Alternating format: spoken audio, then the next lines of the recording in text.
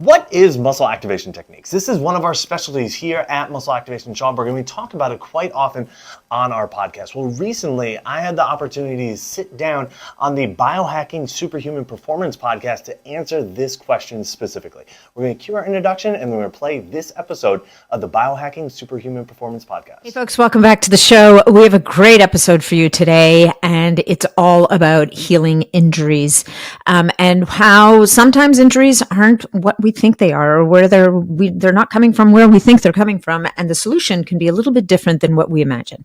But before we jump into that, I of course would love to thank you for being here and for listening to the podcast, for following us. It makes all the world of difference to me. The other thing that makes all the world of difference to me is the comments that I get from you guys and the reviews that those of you leave. If you're feeling inspired about after this episode, then please make sure to leave us a review on whatever platform you're listening to us on, and also share it out with your network, with your friends, your family, anybody who you think would also get benefit from the episode. And last but not least, if you want to keep in touch with me, and maybe if you want to see if we can maybe meet up in person sometime, make sure to head over to natniddam.com, sign up for my newsletter. And at the end of that newsletter, we always have a section about live events. And I'd love to meet you guys at one of the events I'm heading out to at the beginning of this year. There's Hack Your Health in Austin, Texas at the end of May, and also the Health Optimization Summit. If you're happen to be one of the listeners that's over the pond or happen to be heading over to London in June, mid-June, I'll be speaking at the Health Optimization Summit there. All right, let's talk a little bit about this episode. Have you ever experienced an injury that just won't seem to heal no matter what you do? Well, it may be time to look beyond the site of pain and consider the involvement of other tissues like fascia and nerves and the role that they may be playing in that pain.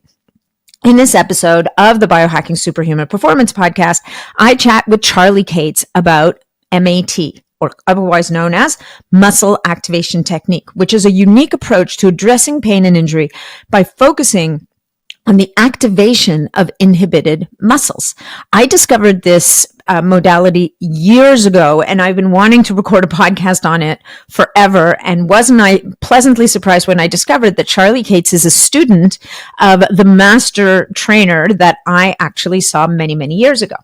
So how it works is through targeted isometric contractions or manual stimulation. MAT aims to restore efficient muscle contraction, allowing the body to better withstand external forces and protect itself from pain and injury. This is a modality that's actually used by a lot of professional athletes. We talk about MAT and how it compares to other modalities, and the fact that Matt definitely recognizes that the source of the problem very often is not where we think it is. So we offer advice on the benefits of Matt, how it can increase longevity and physical freedom by helping to heal and prevent long-term nagging injuries so that you can keep engaged in your favorite activities. And now let's jump into the episode. Hey folks, just a quick reminder that all of the information presented in this podcast is for information purposes only. No medical advice, no diagnosing, no treatments suggested here. Before you try anything that you hear about or learn about here, make sure that you check with your medical provider. Welcome to the show, Charlie Cates. I'm super excited for this conversation today.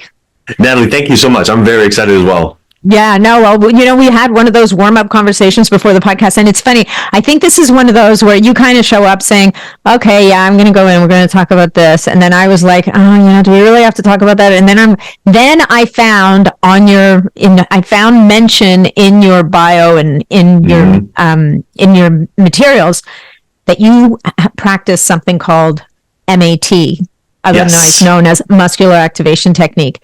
And that's when I freaking lit up like a Christmas tree, because I've been wanting to do a podcast about this forever.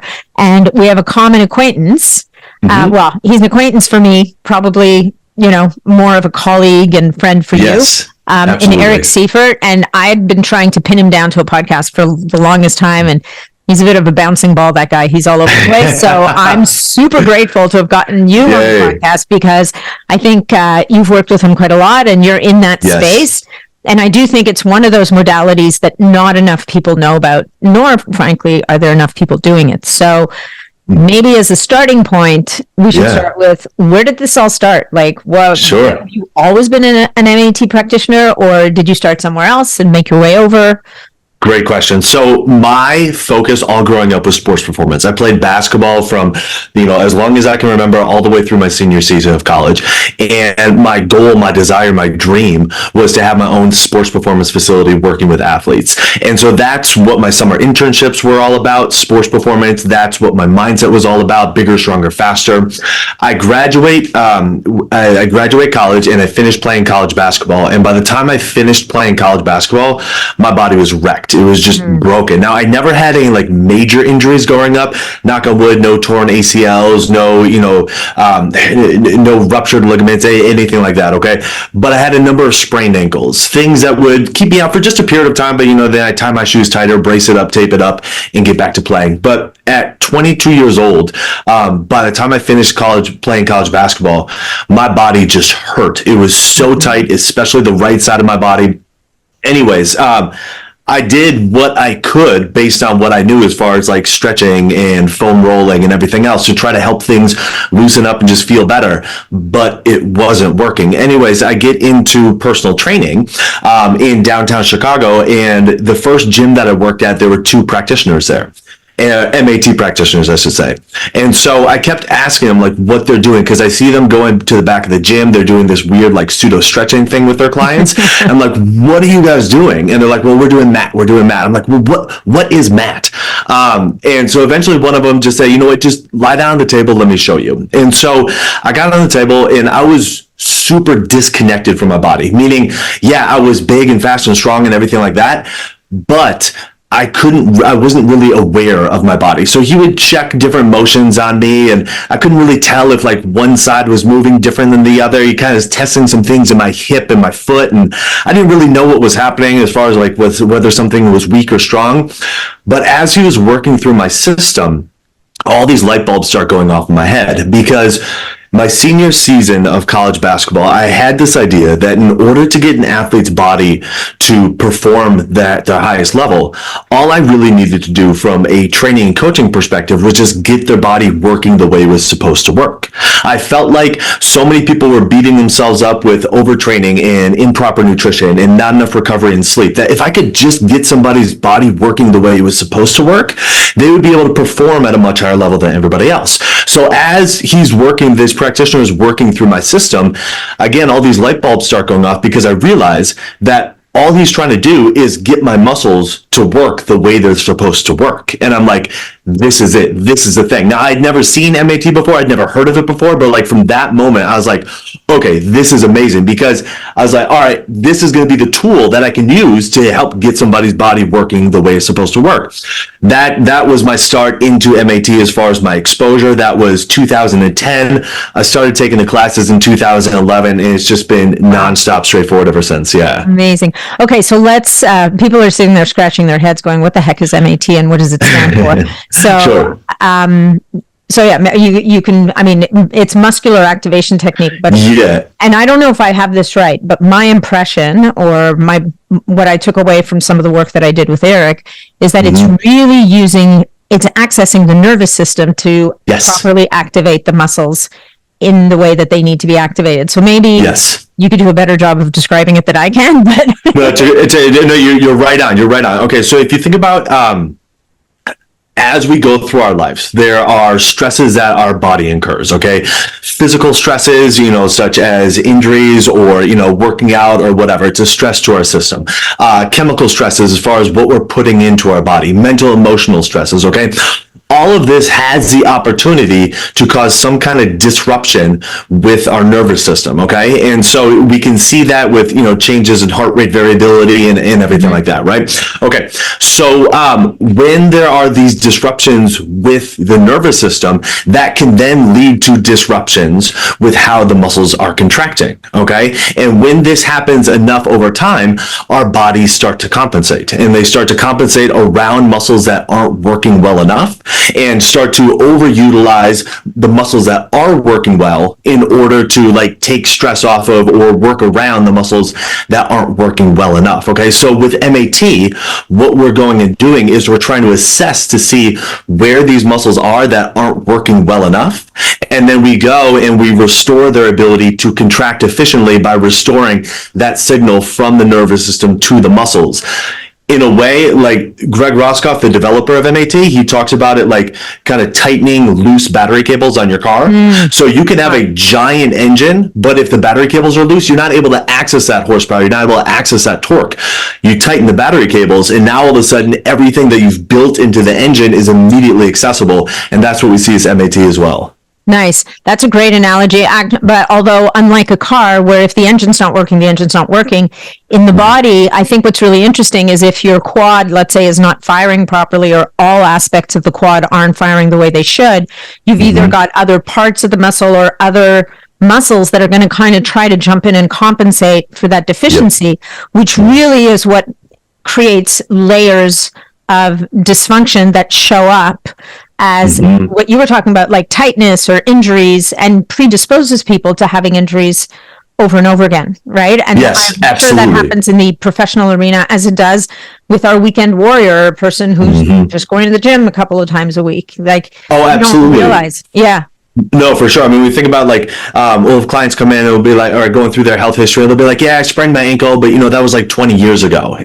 And it was like, okay, so 20 years of 10,000 steps a day, and then equals how many steps have you put on that ankle that you've been compensating around? Guess what? Your brain is really good at figuring out ways to try to make itself try to make the body more efficient, put less stress on the body. So for 20 years, you've been compensating around this thing, even if it's not symptomatic. There are likely things going on within that area that then may be causing your knees, your hips, your low back to have to take on more stress. And so exactly like you're saying, like it can be, the entirety of an area, or it can be individual pieces of the area from a muscle perspective, that when one of those is out, it's going to cause other muscles, other areas to have to overwork and take on more stress. With MAT, we're able to go and evaluate each of those. That's interesting. Yeah, that's great. So I actually, as we're talking, I was just thinking, one of the common injuries that we see hit particularly middle-aged men for some reason is Achilles tendon rupture. Yes. Right? Yeah, totally. And I'm asking because actually this just happened to my son's girlfriend's dad. And he was out playing basketball with his buddies and boom, like his Achilles ruptured.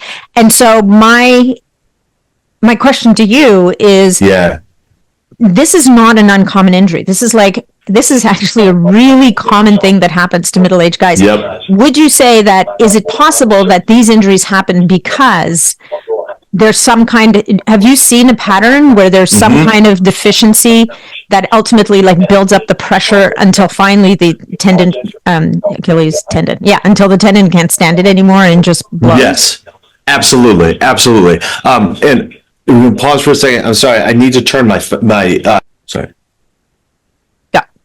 Okay, so from an Achilles perspective, one thing that again Greg Roscoff, the developer of MAT, talks about is how your ligaments are kind of like your guardrails, okay? And you can look at tendons in a similar way, okay? So if you have a winding mountain road, all right, and you have a guardrail along the side of the road, it's really nice having that guardrail there, but that does not necessarily give you permission to take your hands off the wheel and your feet off the pedals, right? Use it as a guide. Exactly, right? You still need that active control. Your muscles are the active controllers of your joints, are the active controllers, okay? And so what we see with ligament injuries like ACL, but specifically with Achilles stuff, is when there is a group of muscles that is not functioning well enough, all right, that can start to put excessive stress on our more passive tissues, our ligaments, our cartilage, our tendons, okay? And so with the Achilles, it might be that the muscles that are supposed to dorsiflex the ankle, for example, are not working well enough. And so because of that, the ankle is not able to dorsiflex well enough. And when they go into more excessive dorsiflexion, it puts more extreme stress on the Achilles tendon, okay? It might be something with the knee, where the knee is not able to flex well enough, not able to bend well enough. And so when they land, when they try to absorb that force, if their knees are not able to bend well enough, again, it might put more force going into dorsiflexion, which then puts more force going through, more force passively through the Achilles tendon. So with Achilles tendon ruptures, there's almost, I have yet to see a time where there hasn't been a deficiency in the muscular system from a contraction standpoint. But here's the thing, where that deficiency is different for every person, because it could be the foot, it could be the ankle, it could be the knee, it could be the hip, it could be something in their back that has caused other things to have to compensate for a longer period of time, and then the Achilles tendon was just the most vulnerable area at that moment of landing, at that moment of impact. And so the short answer is yes, but the longer answer is yes, but I don't know exactly where within the body it is. Yeah, because it's going to depend on the person. That's so interesting. Okay, so let's back up a little minute and talk about how does MAT compare to some of the other disciplines that people are more familiar with. So, I mean, MAT is not, as far as I can tell, it's not as widely available, nor is it as widely known. Yep. Some of the other modalities that people will have a tendency to move towards when they think they've got some kind of an injury or they need a realignment of some kind. So, how does it? So, we'll go one at a time. How does it compare to, for example, chiropractic? Because chiropractic is a big, and I know my chiropractor does something called ART, which is really unpleasant. MAT, you guys, I have to tell you, is actually not unpleasant for the most part. It's not. That's great to hear. ART is a bit like somebody poking on your nerve, not your nerve, but it's like they find pressure points and they go at it, right? Yeah. It can be really not the best 5 minutes of your day, but let's talk about chiropractic in general versus compared to MAT. All right, cool. So I'm going to talk about like strict chiropractic, because chiropractors will put in There's a bunch of ranges, other stuff, right? Exactly. So when we're talking about, say, like, spinal adjustments versus MAT. All right, the focus of MAT is improving the contraction of your muscles, okay? Improving the contraction of your muscles. Now, when your muscles contract better, your joints are able to move better. Your joints will be able to be in better positions, be held in better alignment, okay? So when we're looking at MAT, that is the sole focus of improving the ability for muscles to contract. Now, we can look at, again, chiropractic, where we might be looking at how the spine is aligned and manually trying to manipulate that so it is in a better alignment. With MAT, we'd be looking at, what muscles should be moving us into that alignment? What muscles should be holding us into that alignment? And where are there dysfunctions within those group of muscles? And then let's improve upon that. Right. And but the chiropractic, they do talk about the nervous system, don't they? As well, they don't. I mean, and the approach is quite different. This is a bit more of a snap, crackle, pop approach versus MAT that really doesn't. You're not manipulating joints if my memory serves. You're not particularly manipulating joints. You're really, and it seems to me that they almost would go hand in hand because right, because if you really have something that's kind of out of alignment, right. The challenge I have found sometimes with chiropractic is you put it back into alignment, but all the muscles around it have adapted to that subluxation or misalignment or whatever, and they don't necessarily give up the ghost that easily. So quite often you'll pop right back out after your treatment. Yep, exactly. No, that's a great point. So when the spine is aligned, the nerve roots coming out of the spine will have, a better opportunity to get signals to the periphery, to the muscles, to the organs, everything like that. So there's tremendous benefit in that. To your point is, if the muscles then don't have the capacity or the ability to kind of help keep that alignment, then the positioning may be short-lived. Additionally, if the brain doesn't recognize that the muscles that are supposed to be keeping the person in the alignment are actually operational, then it may continue to compensate around muscles that are at one point dysfunctional. And so with MAT, there's this relearning process where you're literally like reteaching your brain how to access these muscles again and do so under different scenarios that you might encounter throughout your everyday life, so that when you encounter those scenarios, your brain doesn't default back to your old ways of compensation, but it can re-access the muscles that were offline for a bit and now have been brought back online. Yeah, so it's almost like a reawakening with the MAT, right? It's a reawakening of the connections. Okay, so that's classic chiropractic. Were you going to address a different branch of chiropractic, or do we move on? Well, No, I just think that chiropractic can be a very wide-reaching net, and so I just wanted to be a little bit more specific with the response. For sure, yeah, because there's chiropractors also that incorporate kinesiology into their practice as well, which I think goes a little bit deeper into maybe the muscular and nervous system and those interactions. Okay, so what about osteopathy? Now that's something I personally haven't explored, and Lord knows I should have, because I've been injured enough in my life. Oh, sure, yeah. So again, I think the biggest differentiator between MAT and a lot of other modalities is the singular focus on assessing for where the muscles aren't contracting and then improving that. And while it may seem very limited in scope as far as, hey, this is like the only thing that we're looking at, where can your muscles not contract, and improving that ability to contract, the effects of that are so wide reaching as far as, again, joint mobility, posture, changes in heart rate variability, changes in strength and output, changes in endurance, changes in just like, if you're feeling better throughout the day, like a lot of people are like, oh yeah, like I'm just in a better mood because I'm feeling better throughout my day. Changes in people's ability to sleep in different positions, which then can have an effect throughout, the rest of their life. So the ability for the neuromuscular system to impact so many other aspects of our life is very, very great. With the scope of MAT is very, very narrow in its ability to improve the ability for muscles to contract. So from an osteopathy standpoint, I don't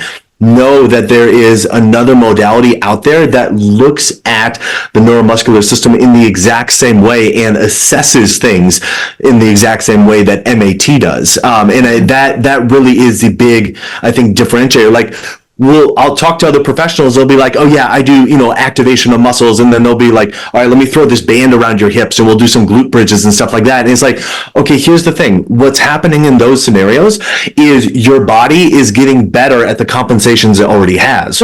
What's not happening is the muscles that are more dormant or not working as well are actually directly being addressed. And that's one of the really unique aspects of MAT. Yeah, no, I love that. That's so true. I was just, and I don't know if this is in your, there's a couple of different questions I have for you. So one of them is, a lot of people talk about, and this might sound a little woo, so this could be outside your world, but I have a feeling it might not be. A lot of people talk about emotions getting trapped in, like getting trapped, causing muscular dysfunction. And emotions are inherently linked to the nervous system. As a matter of fact, I just interviewed someone recently, the podcast isn't out yet, where she was talking about emotions having such an impact on the brain that it could actually almost at an extreme cause paralysis in a person or cause extreme pain in their system. Does MAT ever venture into that kind of softer science or that world of, because you talked about it a little bit, you talk about, using MAT to resolve restrictions of mobility and pain in the body is going to show up as feeling better, having better energy and being happier. But do you think there might be like a deeper kind of emotional thing going on there somehow? Great question. It's certainly possible. This is what I'll say from my experience is, from me personally with my body, when I start to get emotionally stressed, I notice certain areas of my body tightening up. Okay. And then when I start to get my body worked on more with MAT and get my body, the muscular function improved, as I get emotionally stressed, those areas aren't tightening up as much. Okay. Now, that also being said, is I also have a higher resilience to getting emotionally stressed. So it kind of goes both ways, right? Like the emotional feelings I have don't manifest as great in my body when my neuromuscular system is working better. And also my emotional resiliency to things is much higher, meaning I don't get as emotionally stressed when my neuromuscular system is working better. Okay.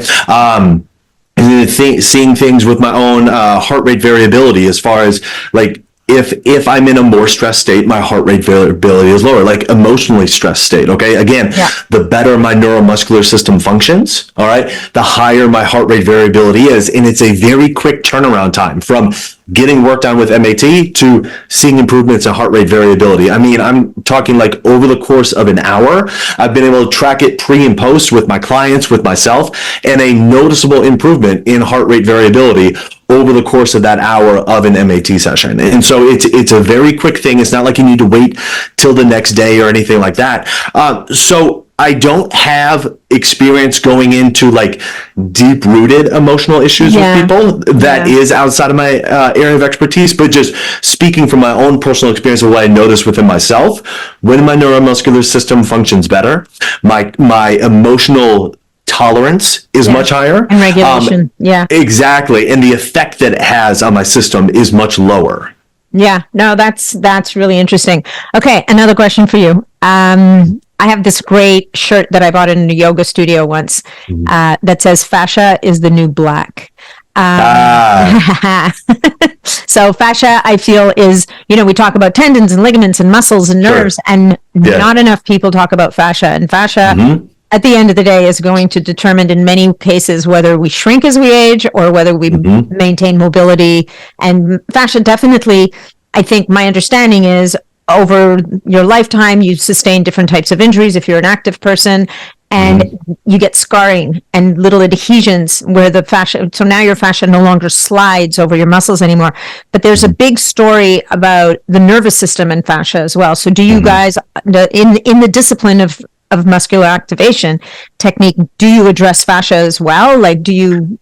Great question. So we don't address fascia directly. Again, our scope is simply on the muscles. And so, look, fascia is getting a lot of, a lot of like positive exposure as far as its ability to, influence health and performance and well-being and everything like that. But what we see time and time again is that when the muscles are working better, all the stuff that is typically accredited to fascia, dysfunction within the fascia doesn't seem to be as big of an issue. So is it because it was not as big of an issue to begin with and it was actually a muscular issue? Is it because getting the muscles working better also helps to get the fascia working better? I don't know. But what I see is all the things that people talk about as far as like, the fascia is tight or the fascia is restricting or anything like that.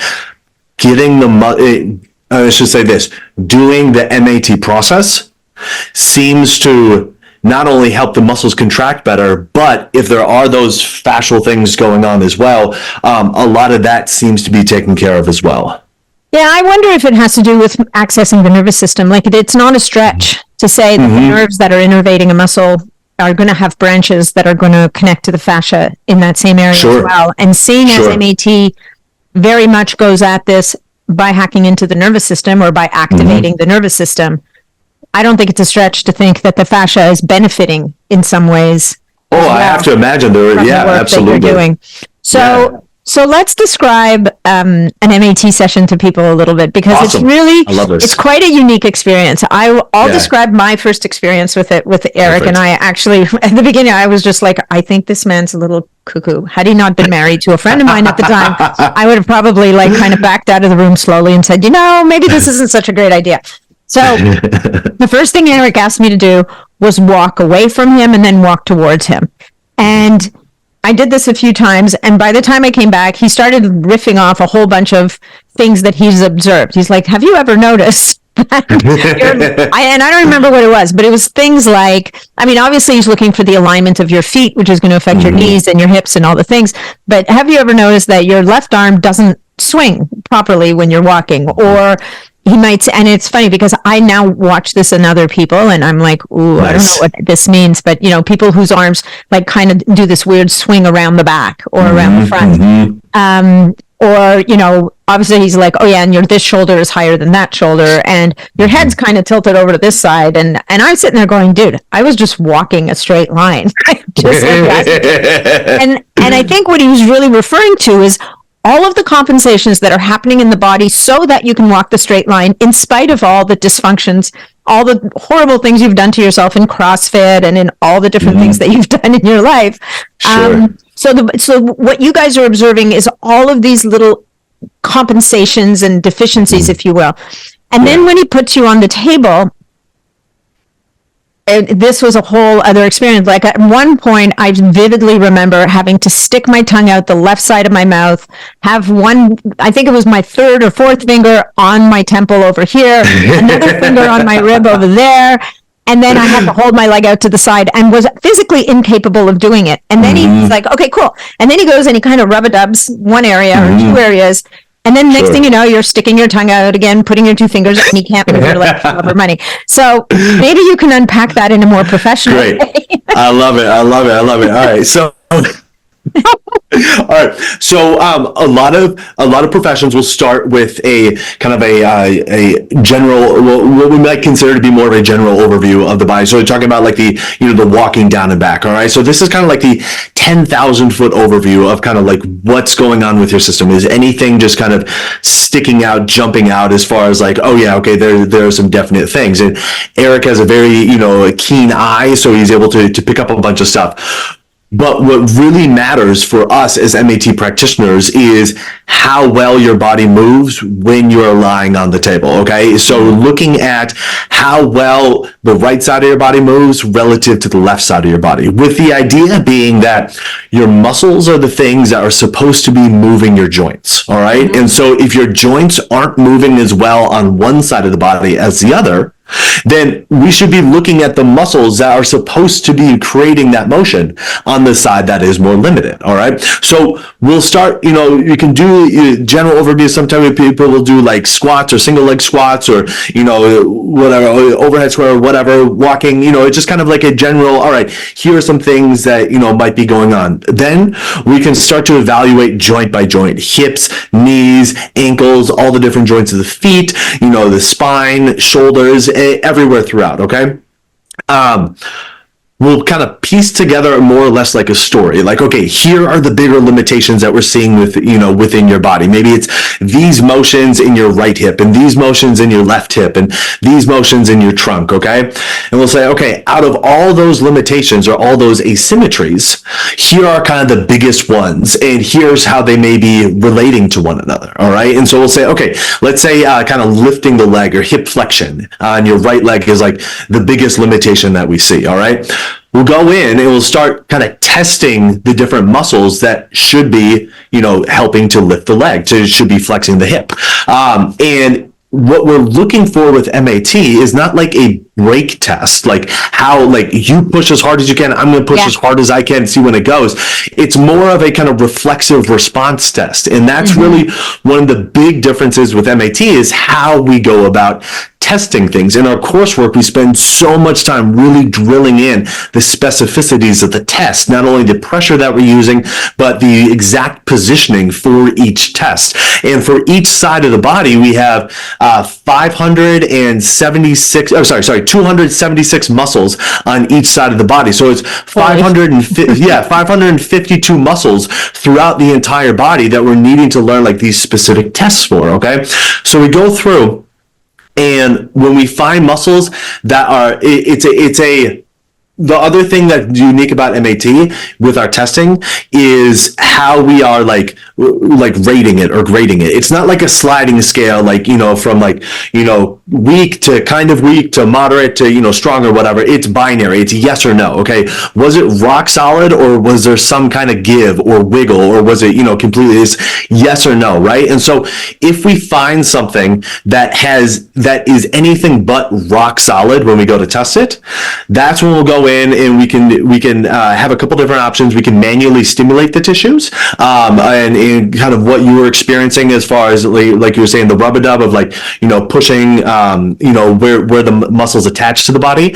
And then we can go back and we can, retest it, and see, okay, now that awareness has been created, now that muscle has been, stimulated, can you now hold this position, and is it rock solid? And so that's kind of the MAT process. And so we work through, our whole group of muscles, and, at the end we say, okay, cool. Now, are you moving more symmetrically when you get up and walk? Are the things that we were noticing before, more or less resolved? And again, it's like, every layer of assessment is just a little bit more zoomed in. If we see, okay, for the most part, things are resolved from the walking, but there's still something a little bit going on. It's like, okay, cool. There's more to assess for. There's more to address. Let's go checking joint by joint. And then specifically what exact muscles are not, working, or have some kind of dysfunction within your system. Right. And so I would imagine like things like some of the common things that people are walking around with are like rotator cuff injuries that just, rotator cuff injuries, it's that injury that just won't resolve. It just won't go away, right? Yep. Or you get a supraspinatus, which is that little tiny, tiny, it's a ligament, right? Is it a ligament? Or so supraspinatus is a muscle. It's a muscle. It's got like the tiniest, like this is like, Mother Nature's evil joke on you because it's got the tiniest little passage to go through. So the minute it gets irritated, it swells and the passage isn't big enough. And now you're in this like perpetual cycle of misery. And it takes forever to heal. Usually you kind of give up and one day you wake up and you realize, oh, it's better. Right. You just kind of give up the ghost. But with those types of injuries that very often are layered and they're old and they've been there for a long time, and usually kind of they're not that bad. It's not an acute because it goes from acute to kind of like more of like a chronic. I can deal with it, but just don't ask me to do a shoulder press or certain exercises, right? As long as we don't piss it off, we have an agreement, right? As long as I don't do certain exercises, we're good. If I insist on doing this one exercise, we're not so good. And I lose every time. So with injuries, with those types of injuries that have kind of gone into, it's a little bit like what you're talking about. The body has figured out ways to compensate and build layers of, okay, if this happens, then we'll do this and we'll do that. Just kind of almost like giving in to a toddler having a tantrum. Sure. Does that involve, do you find that involves like multiple sessions because you're trying to unpack layers of compensations and dysfunctions kind of thing? Yeah, definitely. And the thing about MAT is like we can get a result really in the short term, like over the course of the session, but the real magic is when we can start to go session after session after session and really start to, like you're saying, kind of unpack and pull back layers that have developed over years or decades with somebody. Because for example, you're talking about the supraspinatus, maybe it's like a shoulder impingement thing, a rotator cuff thing.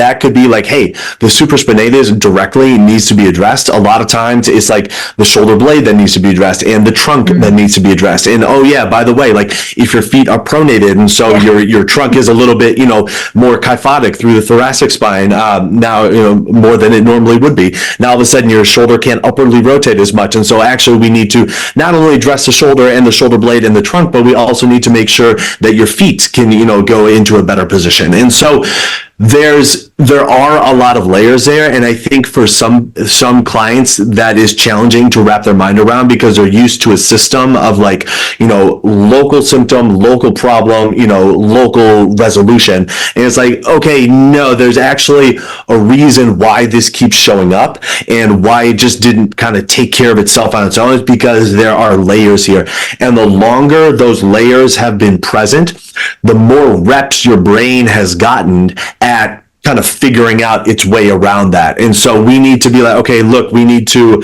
kind of like if you learned a foreign language in high school, the longer it's been since you've spoken that language, it's like, it's just a distant thing, but you can get it back easier and easier as long as you start practicing it again. Okay. So it's the same kind of thing. It's like, oh, if this is Spanish here and it's been a long time since I've learned Spanish, I'm pointing to my shoulder, I can go and I can start taking lessons again and it'll start coming back little by little. But it's with the repeated lessons that's like, okay, now it's back to how it was. Yeah. So you're kind of unlearning the patterns that that have been serving you till now, right? Yes. But to allow the innervation of the muscles that should be working, getting them going again. Plus, you'd probably have some inherent weaknesses in those muscles that have been just sitting around doing nothing all Absolutely. the time. Not to mention, and it's interesting you mentioned that because the part about the back and the feet and the this and the that, because, for example, I think when I went to see Eric, I'd I've got this rib that just keeps popping out. And at the end of the day, it had very little to do with the rib and everything to do with other parts of my body. Sure. Yeah. Yeah. That, absolutely. where, the tendency is to say, okay, well, let's just pop that baby back in, which is fine. Only it's going to come right back out again, generally speaking, just because there's a shoulder thing and a hip thing and a foot thing. One of the stories that I actually think it was Dana, Eric's wife, who told me this, and I don't know if you've heard this story, but when she first met Eric, she was a volleyball player. She's a competitive volleyball player, and I don't know how this came about, but maybe she was having a foot problem or whatever, and Eric was working on her body to help resolve some issues. And he said, look, I'm going to have to do some work on your feet, but you're going to be really mad at me. And she's like, what are you talking about? He goes, you're going to be mad at me because none of your shoes are going to fit you properly anymore. Like you're going to go up a half a shoe size. And she's like, what are you talking about? And it turned out that in her case, and maybe this is the case for many people, probably it is, there was so much restriction that her toes had kind of pulled back. And so let's say she was wearing a size 9. She really needed a 9.5. And by the time he was done with her, and God knows, I don't know how she still decided to date the guy after this, because that would piss me off if I had to throw away all my shoes. But by the time he was done with her, sure enough, like the whole foot had, and we talk about how many joints and muscles in the foot, the whole foot had assumed like almost a different alignment that meant that she was wearing a half size shoe bigger than she'd started out her whole life with. Yes, absolutely. You know what? It's so funny you share that. I just posted something on my Instagram saying that exact same thing about myself. And all through college and all growing up, I wore a size 12.5 for my shoes. Okay. For my basketball shoes. Okay. Since I started getting my feet worked on with MAT, I hadn't put on basketball shoes in probably a decade. And then one of my players comes in, he's like, hey, like I got some shoes, do you want to try them on? I'm like, sure. He goes, what size do you wear? I'm like, well, 12.5, maybe a 13. He's like, well, all right, here, try these 13s on. And like, I couldn't get my foot in them. And he's like, well, I got these 14s if you want to give those a shot. And they fit perfectly, like a size and a half more. No, I'm not joking at all. So now when it comes to basketball shoes, I went from wearing a size 12.5 to a size 14. And it is simply because I got my feet working better. Like I talked about all my sprained ankles, like my feet were so rigid. They were like bricks. Okay. And then now all of a sudden they start getting worked on, and all of a sudden they start moving better, and my toes can spread more, and they can move and bend the way they're supposed to move. And now all of a sudden it's like, oh yeah, okay, like I need much bigger shoes. So absolutely, that definitely happens. Hilarious. And what's incredible about that, I think, is how that now transfers all the way up the system, probably into your neck, like to the top of your head, like probably the sidebar, not the sidebar, the satellite impact, if you will, are going to move right up. Yes. Through the whole musculoskeletal system. Like this is not a foot problem necessarily. Right, exactly. Like my hips started moving better, my back started moving, my shoulders opened up, like you're saying, all the way up to my neck once I started to get my feet working better. Yep. Wow, that's crazy. So is there anything else we should talk about MAT that I haven't asked? I mean, I've asked about all the things that I know to ask, but sometimes I know that I don't know what I don't know. So. No, that's fair. That's fair. So, I think one of the coolest things about MAT is its constant evolution. I don't know when you met with Eric, but, years ago. Okay, yeah. So over the last decade, the MAT RX process has become very well established, and there are more and more MAT RX practitioners.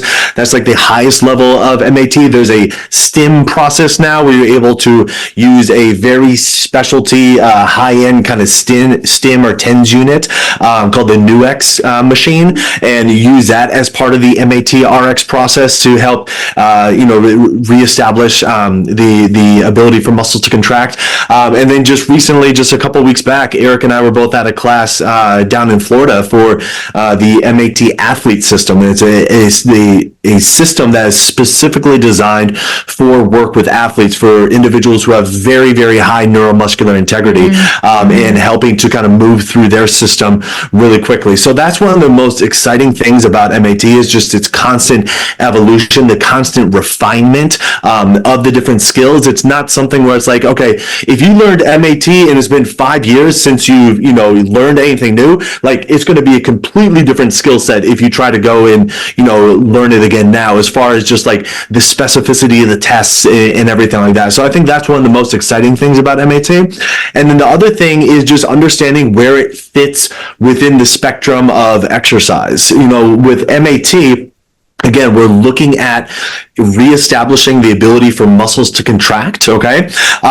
Versus, a lot of times, again, I kind of talked about like the activation exercises and stuff like that, where it's more or less like using the muscles that are already working well, and just getting those muscles stronger. With MAT, we're really looking at the muscles that aren't working well, bringing those back into the picture.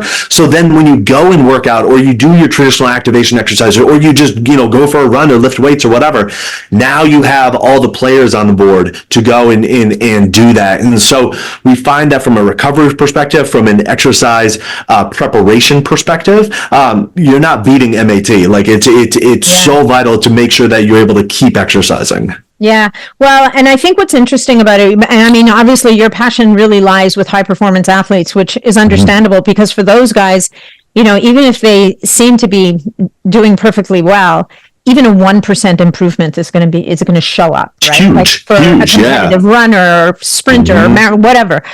But I think also, like, this podcast has an overarching theme of longevity and aging well.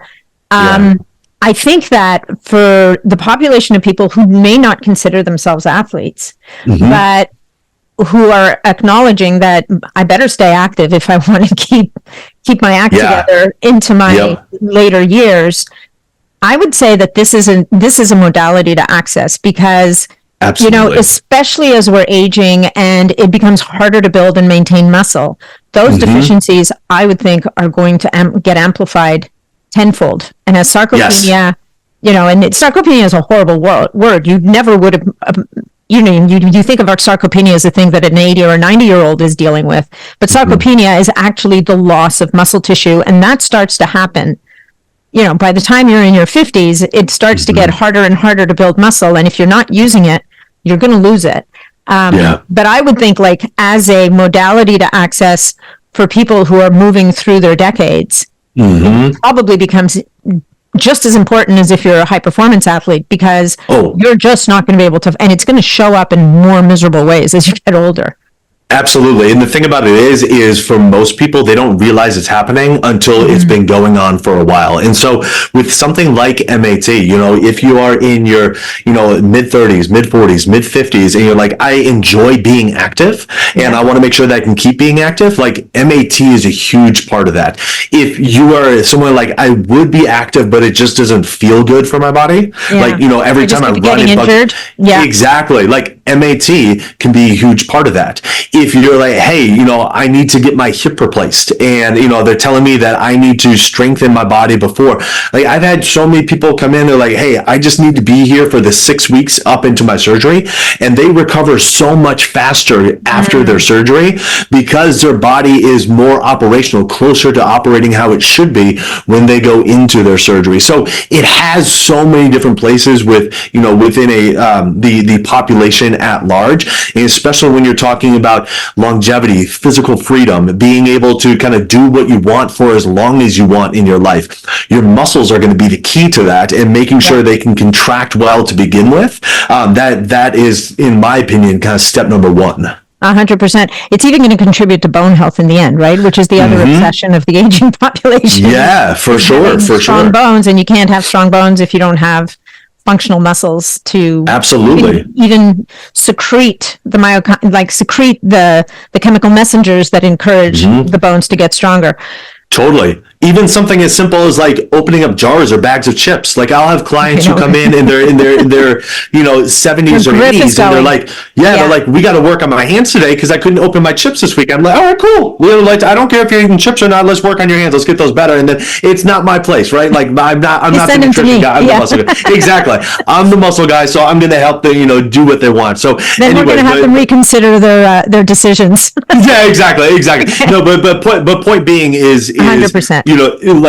Grip strength is something that you don't realize is getting worse until it's really bad. And so there are so many muscles in the hands and wrists, 52 on each side that we're able to assess and address with MAT. And, that can make all the difference for people.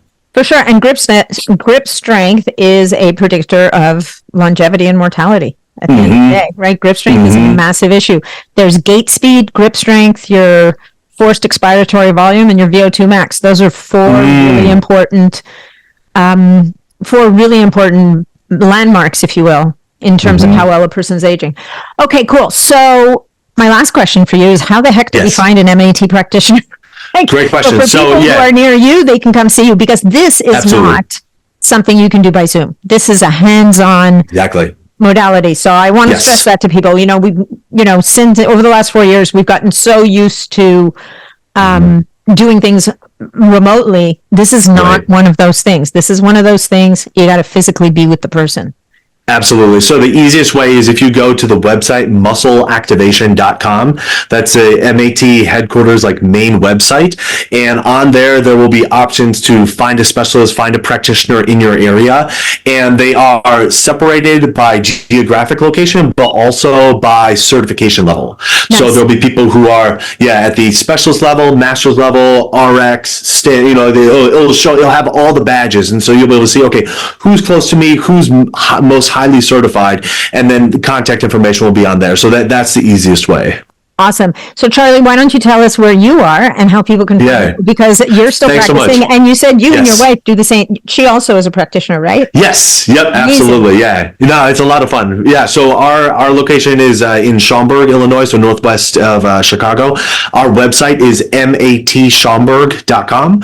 And I'm easiest to connect with on Instagram. It's just at Charlie Cates, my first and last name, Cates with a C.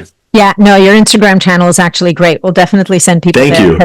I appreciate it. You do some really great education there, and you've got great energy. So, thank you. Well, Charlie, this has been a pleasure. This has been it was an unexpected, very happy surprise for me. Awesome. Then we get to talk, and we get to dive into MAT, because I definitely think it's one of those things that more people need to know about and access to be happier and healthier and more mobile. So absolutely. Natalie, this was so much fun. I really appreciate it. Thank you. Thanks so much. This podcast is for information purposes only. The statements and views on this podcast are not medical advice. This podcast, including Julie and Charlie Cates, disclaim responsibility for any possible adverse effects from the use of information contained herein. Opinions of guests are their own, and this podcast does not endorse or accept responsibility for statements made by guests. This podcast does not make any representations or warranties about guest qualifications or credibility. This podcast may contain paid endorsements or advertisements for products or services. Individuals on this podcast may have a direct or indirect financial interest in products or services referred to herein. If you think you have a medical issue, consult a licensed physician.